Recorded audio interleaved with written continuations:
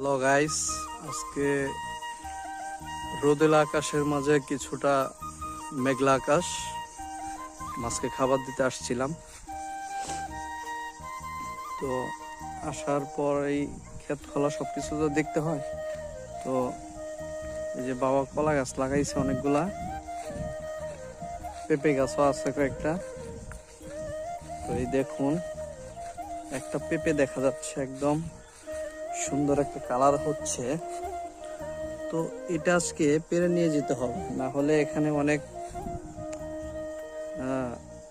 বানর আছে যেগুলা উঠায় নিয়ে খেয়ে ফেলবে, বলার কিছু থাকবে না।